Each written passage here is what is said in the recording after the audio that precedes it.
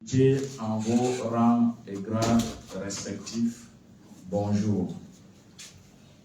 C'est avec plaisir que je prends la parole aujourd'hui où nous finalisons la revue de notre programme d'options stratégiques du FIDA pour l'Union des Comores à l'horizon 2025. Un exercice que nous avons démarré ensemble avec les différentes parties prenantes et dont cet atelier représente le point culminant. Il est important pour moi de vous rappeler que le plaisir est davantage grand parce que Son Excellence Dr Daniel Ali Bandar, aujourd'hui ministre de l'Agriculture, était dans le leadership pour la formulation de ce cadre stratégique lors de son précédent passage au ministère en charge de l'Agriculture. Donc, on se retrouve avec celui qui a été à la formulation et qui est donc également mieux placé pour apprécier les évolutions qu'il y a eu dans le cadre de la mise en œuvre de ce concept. Le programme d'options stratégiques du FIDA Union de Comores se met en œuvre dans le cadre de la poursuite des activités du projet Préfère, parce que comme vous le savez, le FIDA, pour rappel, est une institution financière internationale et en même temps une institution spécialisée des Nations Unies. Donc nous avons cette double casquette et nous intervenons dans les États à travers des prêts et des dons pour la mise en œuvre des projets de développement rural. Donc le FIDA est spécialisé dans la lutte contre la pauvreté rurale et nous intervenons davantage avec des modalités d'exécution nationale. Donc le FIDA met un point d'honneur sur l'appropriation des projets par la partie nationale. Et c'est pour ça que vous comprendrez pourquoi nous préférons que toutes nos activités et toutes nos interventions se fassent sous le leadership du gouvernement dans le pays. Maintenant que nous savons que nous avons au moins déjà le projet Préfère, je voudrais mentionner que l'allocation du FIDA pour le pays dans le cadre de la 11e reconstitution a été doublée récemment et le gouvernement a décidé de l'affecter au programme Force Jeune qui va se concentrer sur la formation et le renforcement des capacités entrepreneuriales des jeunes ruraux. Il me plaît de mentionner que l'accord de financement du dit projet, d'un financement total de plus de 24,4 millions de dollars, a été signé avant-hier par le président du FIDA. Et donc, nous allons engager tout de suite toutes les procédures pour le démarrage effectif de ce projet avant la fin de cette année. Donc, nous sommes en plein dans la mise en œuvre du COSOP tel que prévu au design avec le Préfère et un projet censé se pencher sur l'entrepreneuriat des jeunes. C'est dans cet élan de mise en œuvre conforme du COSOP ainsi que dans une stratégie de multiplication, de diversification des partenariats pour davantage d'impact que je voudrais souhaiter à nous tous qui sont partie prenante dans la mise en œuvre du COSOP, des échanges assez francs et ouverts. Vous avez toute la documentation de manière transparente et nous espérons également que vos contributions franches vont nous permettre d'enrichir le document et de nous assurer que toutes les parties prenantes y ont mis leur empreinte.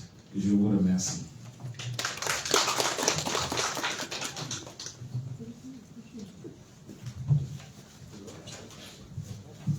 Merci beaucoup, monsieur le directeur pays. Maintenant, la parole à son Excellence, monsieur le ministre en charge de l'agriculture. Excellence, mes chers frères et amis, monsieur le directeur pays du FIDA, monsieur le représentant des Nations Unies, ici présent, distingués invités en vos rangs grades, assalamu alaikum wa rahmatullahi wa barakatuh. Je tiens d'abord à présenter les excuses de mon collègue, monsieur le ministre en charge des Finances, qui a tenu vraiment à être présent avec nous, parmi nous. Mais malheureusement, il y a eu des contraintes de temps, mais étant donné que je suis là, c'est un collègue, comme on dit, de combat, donc il n'y a pas de souci, je peux parler en son nom et à mon nom. Donc je prends les deux casquettes pour être sûr et certain que le ministre des Finances est aussi présent avec nous. Je tiens d'abord à remercier la participation de chacun de nous par rapport à cet exercice qui est vraiment vital. Quand je dis le mot vital, je pèse mes mots parce qu'on est là en train de parler du monde rural. Et quand on parle du monde rural, on parle de capacité limitée de l'adaptation de la vie. Autrement dit, le mot courant qu'on parle pour ne pas cacher le mot, c'est la pauvreté. Donc très sincèrement, quand on dit qu'on est là pour essayer d'analyser, de recadrer et de faire des projections des activités dans ce monde-là, c'est pour dire que nous sommes déjà au cœur de l'humanité. Nos activités vont tout droit aux responsables de ce pays. Donc c'est pour vous dire à quel point, très sincèrement, le gouvernement s'engage par rapport à ce processus. Et c'est pour ça que malgré le temps restreint, et je m'excuse par rapport à ce point-là, parce que c'est moi-même qui ai fixé la réunion le jeudi, pour être sûr et certain que j'allais être avec vous pour terminer la réunion tout entière, mais malheureusement, l'on propose, mais c'est toujours Dieu qui dispose. Donc, on a décalé le conseil des ministres, ça devait être fait hier, ce qui est bon personnellement pour moi, parce que j'étais bloqué en juin. Je suis arrivé à Grande Comore hier soir, donc j'aurai l'occasion de participer aussi au conseil des ministres.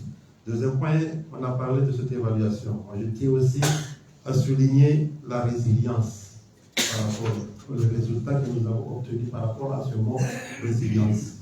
Ce monde rural est confronté par rapport aux aléas et aux effets du changement climatique, continuellement. Que ce soit il pleut, c'est un problème, il ne pleut pas, c'est un problème, il fait jour, c'est un problème, il fait nuit, c'est un problème.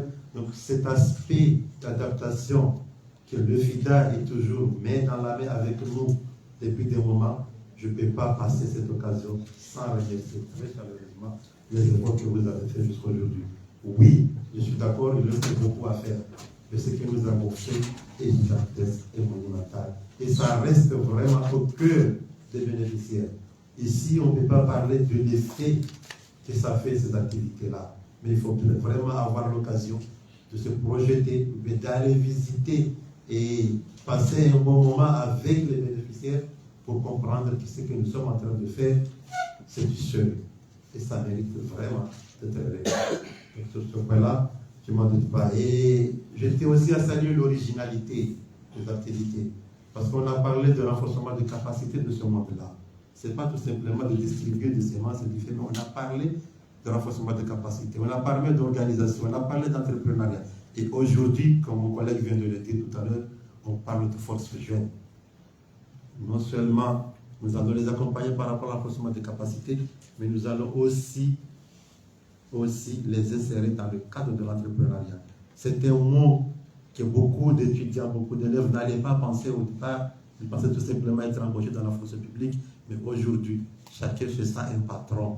Quand on est dirigeant d'une entreprise, ça, on prend l'étiquette d'un patron, c'est l'étiquette d'un directeur, c'est l'étiquette d'un homme responsable, que ce soit dans l'administration, mais aussi dans le secteur privé. Donc cette originalité d'activité et d'action que nous sommes en train de mener, très sincèrement, il reste à saluer ce point-là. Mais cette idée de projet ou bien cette projet, la mise en œuvre, nous aurons l'occasion de le faire. Bien sûr et certain, nous allons revenir par rapport à ce point-là pour démontrer au détail près ce que nous attendons par rapport au projet Force-Jeune et par rapport aux activités du monde rural. Donc je tiens à saluer tous nos partenaires parce que ce soit le GOUT, la Banque mondiale, l'AFD, le FIDA, tous nos partenaires ici présents s'intéressent beaucoup plus à ce monde rural que nous avons dit que malheureusement il reste toujours beaucoup à faire, mais j'ai quand même le droit et le plaisir de remercier ce que vous êtes en train de faire, ou ce que nous, parce que je suis avec vous, le gouvernement est avec vous, ce que nous sommes en train de faire. Nous n'allons pas arrêter de revenir vers vous par rapport à des idées nouvelles, parce que ce que nous avons obtenu aujourd'hui, contrairement aux années passées, c'est que le projet, on le faisait au niveau du ministère pour aller répondre aux problèmes des milieux ruraux. Aujourd'hui, c'est l'effet contraire. Ce sont les ruraux qui nous imposent les projets et les amener. d'où la réponse de ce projet de force jeune.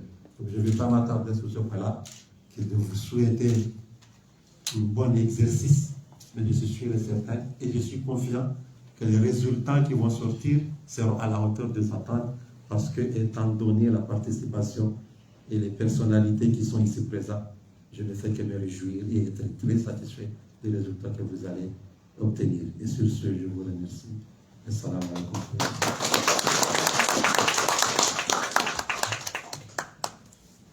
Merci beaucoup, Monsieur le ministre. Sans plus tarder, on passe à la présentation du tour de table. Je commence par moi-même. Je me nomme Monsieur Yahya Bakarjaï, responsable de planification et d'évaluation au ministère de l'Agriculture. Salam alaikum, je m'appelle Liv, je travaille FITA et je suis basée à Madagascar.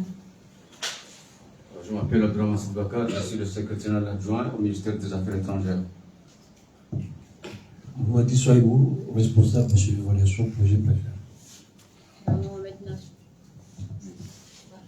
Mohamed Nassir, représentant de l'ICAED.